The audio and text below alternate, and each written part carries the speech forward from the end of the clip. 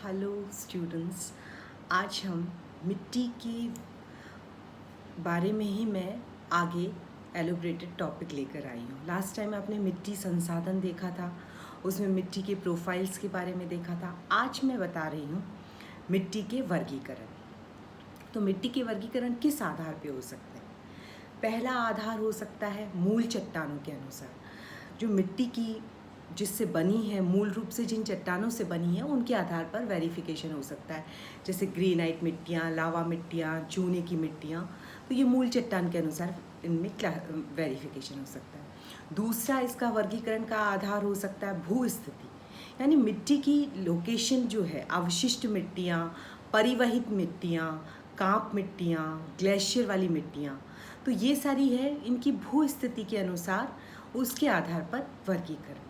एक वर्गीकरण हो सकता है गुणों के आधार पर, जैसे उसमें जो रंग है, रंग के आधार पर उसका वर्गीकरण हो सकता है। जैसे भूरी, कत्थई, पीली, लाल, काली, दोमट, सिल्ट, चिकनी मिट्टियाँ, तो ये जो क्लासिफिकेशन है वो उसमें कौन से गुण हैं, क्या कौन सा रंग है, उस रंग के अनुसार वेरी करता है, और रंग के आधार पर भी हम मिट्टियों का वर्गीकरण करते हैं। एक वर्गीकरण का आधार होता है जलवायु, उसके आधार पर भी मिट्टियाँ वर्गीकृत की जाती है। जैसे कि नई मिट्टियाँ, परिपक्व मिट्टियाँ, वृद्ध मिट्टियाँ, तो ये उसकी जलवायु के आधार पर उसका वर्गीकरण होता है। वैसे मोटे तौर पर हम मिट्टियों को दो भेद कर सकते हैं। एक है पेडाल्फर्स में क्या है? पेडाल्फर्स में आप देखेंगे कि एल्यूमिनियम और लोहे के एकत्रण होते हैं, चूना घुलकर बह जाता है। तो मेनली एल्यूमिना और लोहा, ये दो चीज़ें उसमें हैं। ये मिट्टियाँ आर्द्र व सवाना क्षेत्रों में पाई जाती, जहाँ ह्यूमिडिटी है, सवाना है, आप सब जानते हैं सवाना फॉरेस्ट लैंड्स, तो वहाँ पर इस तरह की मिट्टियाँ पाई जाती है। ये मिट्टियाँ अम्लीय होती है और इनमें ह्यूमस की मात्रा कम होती है। आप जानते हैं ह्यूमस बहुत इंपॉर्टेंट तत्व है, पहले मैं बता चुकी हूँ कि ह्यूमस कैसे बनता है।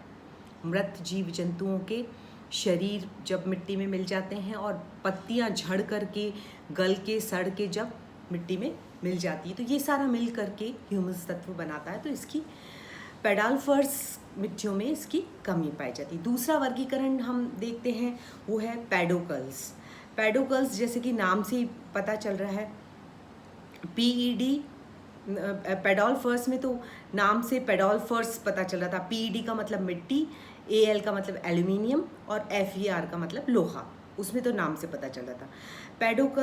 पेडोकल्स जैसे नाम से ही पता चल रहा है, मिट्टी, और कैल मतलब कैल्शियम, है ना।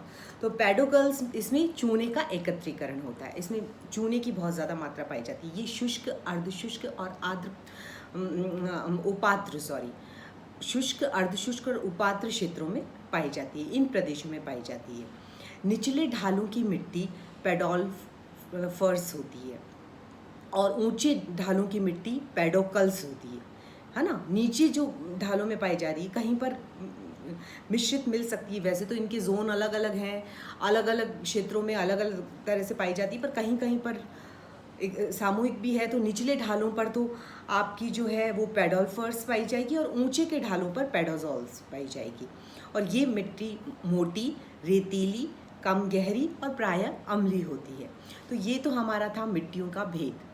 अब हम क्या यूटिलिटी है मिट्टी की? हर मिट्टी अलग तरह की यूटिलिटी देती है। आप कभी सोचते होंगे कि हमारे यहाँ पर अपने आम क्यों नहीं पैदा हो रहा है? आम पैदा हो रहा है तो इतना अच्छा वाला क्वालिटी का आम चाकसू में क्यों नहीं मिल रहा है? चाकसू में वो बड़ा आम या बड़े बड़े अनार या उस तरह के क्यों नहीं हो रहे? वो फ्रूट्स, जामुन, इस तरह के फल कम पाए जा रहे हैं, बहुत ही कम। जहाँ पे थोड़ी मिट्टी अच्छी, पानी अच्छा है, आपको चाकसू में ये सब नहीं मिलेगा। आप कई फ्रूट्स हैं, कीवी फ्रूट है, वो न्यूजीलैंड में ही होता है, यहाँ पे नहीं हो रहा है।